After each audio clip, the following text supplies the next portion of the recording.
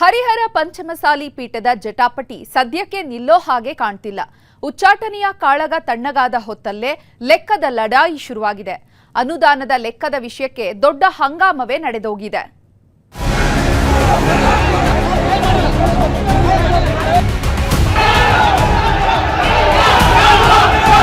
ಲೆಕ್ಕ ಕೊಡಬೇಕು ಅಂತ ಏನ್ ಚಳವಳಿ ಇದು ನಿಜವಾಗ್ಲೂ ಲೆಕ್ಕ ಚೆಕ್ ಕೊಡೋ ಚಳವಳಿ ಅಲ್ಲ. ನಮಗೆ ಬೇಕಾದಂಗ ಲೆಕ್ಕ ಕೊಟ್ಟು ಹೋಗಕ್ ಬಂದಾರ ಅವ್ರು. ಇದನ್ನ ಸಮಾಜ ಒಪ್ಪೋದಿಲ್ಲ. ಏನ್ ಸ್ವಾಮೀಜಿಯವರು ನಮ್ಮ ಸಮಾಜಕ್ಕೆ ಏನ್ ಅನ್ಯಾಯ ದ್ರೋಹ ಮಾಡಿದಾರಲ್ಲ ಅದನ್ನ ಮರೆಮಾಚಕ್ಕೋಸ್ಕರ ಇದು ಹುಟ್ಟಾಕಿರೋದು ಅಂತ ಹೇಳಿದ್ರೆ ತಪ್ಪಾಗಲ್ಲ. ಇದು ಆಡಿಟ್ ಮಾಡಿ ಕೃಷ್ಣನ ಲೆಕ್ಕ ಕೊಡೋದಲ್ಲ, ರಾಮನ ಲೆಕ್ಕ ಬೇಕಾಗಿದೆ.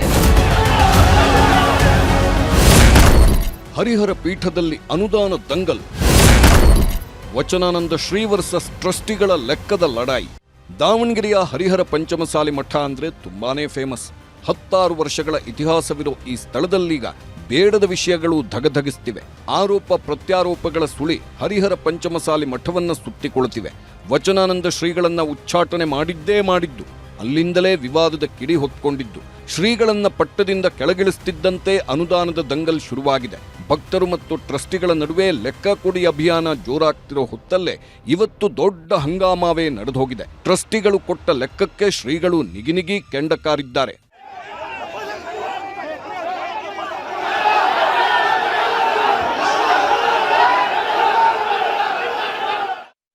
ದೃಶ್ಯ 1, ಮಠದ ಗೇಟ್ ಮುಂದೆ ಹಂಗಾಮ.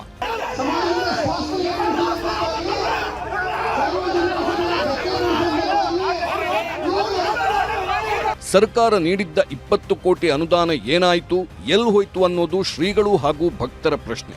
ಹೀಗಾಗಿಯೇ ಇವತ್ತು ಟ್ರಸ್ಟಿಗಳು ಲೆಕ್ಕ ಕೊಡೋ ಕಾರ್ಯಕ್ರಮ ಹಮ್ಮಿಕೊಂಡಿದ್ರು.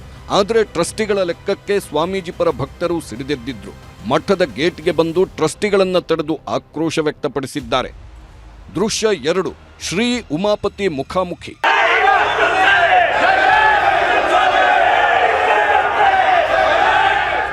ಇನ್ನು ವಚನಾನಂದ ಶ್ರೀ ಹಾಗೂ ಟ್ರಸ್ಟಿ ಬಿಸಿ ಉಮಾಪತಿ ಮುಖಾಮುಖಿಯಾಗಿದ್ರು. ಮಹಾಂತ ಶ್ರೀ ಪುತ್ಥಳಿಗೆ ಕೈ ಮುಗಿಯಲು ಬಂದಾಗ ಎದುರು ಬದುರಾಗ್ತಿದ್ದಂತೆ ವಚನಾನಂದ ಸ್ವಾಮಿ ಪರ ಭಕ್ತರು ಘೋಷಣೆ ಕೂಗಿದ್ರು. ಈ ವೇಳೆಯೂ ಬಿಸಿ ಬಿಸಿ ವಾತಾವರಣ ನಿರ್ಮಾಣವಾಗಿತ್ತು. ದೃಶ್ಯ 3, ಕಳ್ಳ ಕಳ್ಳ ಎಂದ ಭಕ್ತರು.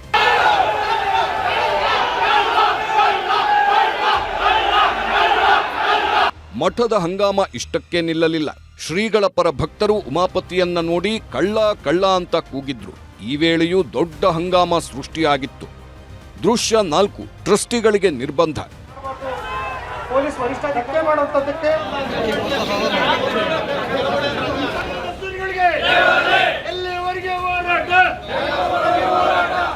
ಯಾವಾಗ ಮಠದ ಆವರಣದಲ್ಲಿ ಹೈಡ್ರಾಮಾ ಜೋರಾಯ್ತೋ ಟ್ರಸ್ಟಿಗಳು ಮಠದಿಂದ ಹೊರಗೆ ಬಾರದಂತೆ ನಿರ್ಬಂಧ ಹಾಕಲಾಗಿತ್ತು. ಅಲ್ಲದೆ ಮಾಜಿ ಶಾಸಕ ಅರುಣ್ ಪೂಜಾರ್ ನೇತೃತ್ವದಲ್ಲಿ ಮಠದ ಬಾಗಿಲ ಬಳಿ ಕೂತು ಪ್ರತಿಭಟನೆಯನ್ನು ಮಾಡಿದ್ರು. ದೃಶ್ಯ 5, ಶ್ರೀ ಬೆಂಬಲಿಗರು ಟ್ರಸ್ಟಿಗಳ ಜಟಾಪಟಿ.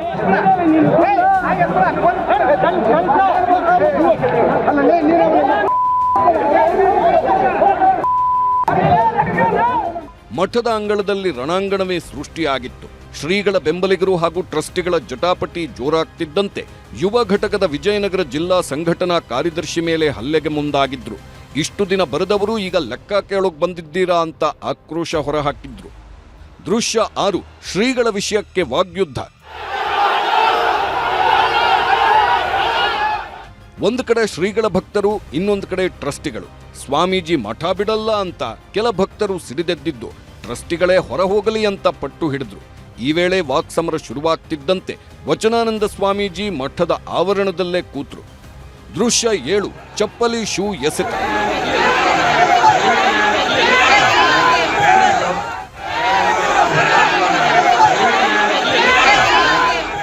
ಸೂರ್ಯ ಮುಳುಗೋದಕ್ಕೆ ಬಂದರೂ ಇಬ್ಬರ ನಡುವಿನ ಜಟಾಪಟಿ ಕಮ್ಮಿ ಆಗಲಿಲ್ಲ.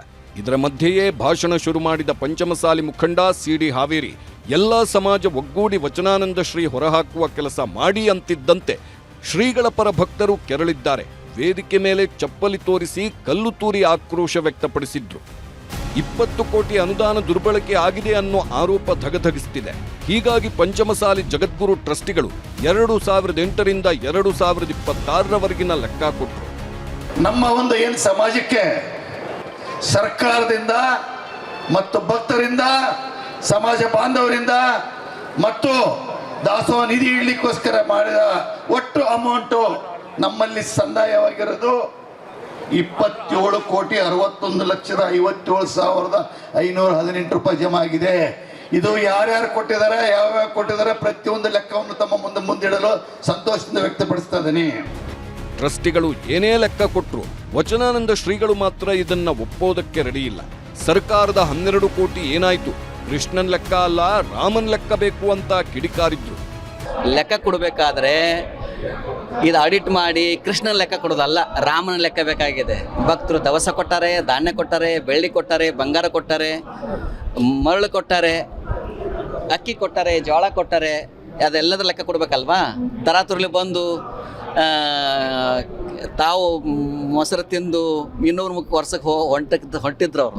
ಆದರೆ ಯೋಗ ನಮ್ಮ ಮಹಾಂತ ಜನ ಗದ್ದಿಗೆ ಬಹಳ ಜಾಗೃತ ಇದು. ಒಟ್ನಲ್ಲಿ ಹರಿಹರ ಪಂಚಮಸಾಲಿ ಮಠದ ಸುತ್ತ ವಿವಾದಗಳು ಸುಟ್ಕೊಂಡಿದ್ದು ದಿನಕ್ಕೊಂದು ಹಂಗಾಮ ಸೃಷ್ಟಿಯಾಗ್ತಿದೆ. ಸಂಜಯ್, ನ್ಯೂಸ್ 18, ದಾವಣಗೆರೆ.